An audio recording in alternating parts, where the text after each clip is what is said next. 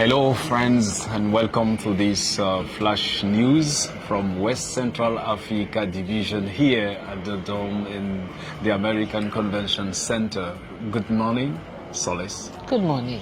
We will share about the news concerning the election of the President of General Conference, Elder Ted Wilson, who was re-elected yesterday. And we also talk about the different votes that we had yesterday and the program of today. First of all, we would just share with you the news. How did you see the news? How did the delegates voted? Yeah. Were you impressed?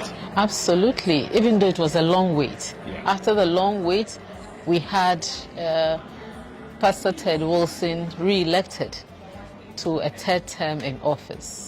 The applause, the applause in the hall just gave you an indication that people were happy, and so he would serve from 2022 to 2025, and we praise God. This will for make that. it to three terms, yeah? Since 2010. Yeah. Yeah. He was re-elected by God's grace, and today the nominating committee is going on, is working. The 268 members are still working to come up with the names of the secretary and the treasurer for the general conference, and then afterwards so many reports are expected today with the division presidents and the departmental directors for the general conference. Exactly. So yesterday we'll come back to what was voted. We had some points, but we will stress on the unauthorized speakers. What was it about?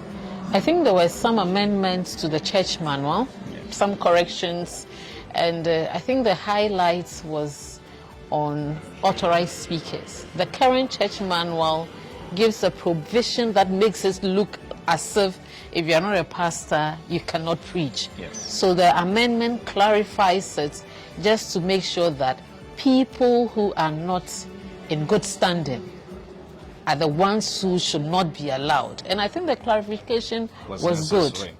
Yeah.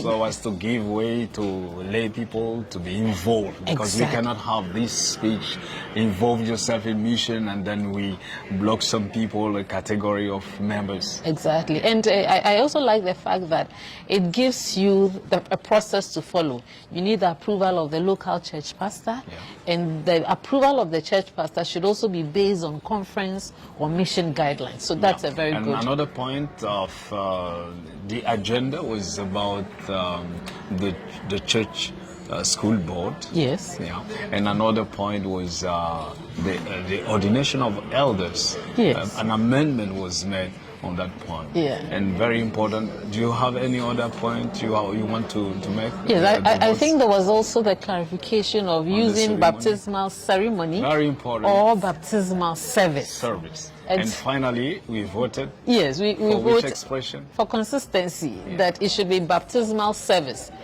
But for people who need to interpret in their local language, their languages, and ceremony is important, the provision is that when you translate the church manual, then you should have baptismal ceremony all throughout the church manual. But baptismal service is the what has been voted. Yeah, as you can see, the secretary report has just been voted. Exactly. Widely voted, largely voted. And we thank God for what the Lord is doing in the different fields of the World Church. Absolutely. And today, as we announced to you, we are expecting more reports from the nominating committee. We would like you to be updated, and the only way for you to be updated is to watch, to share, to comment, to like on our different platforms: YouTube, Facebook, Instagram, and also Hope TV Ghana. Yes. And most importantly, the documents are online. You can download the app, or you can visit the GC website. You go on the GC website, you can have ANN, Adventist News Network News. You have all the details about this session. Thank you for joining us today. Stay tuned. We'll get you back very soon. Bye-bye.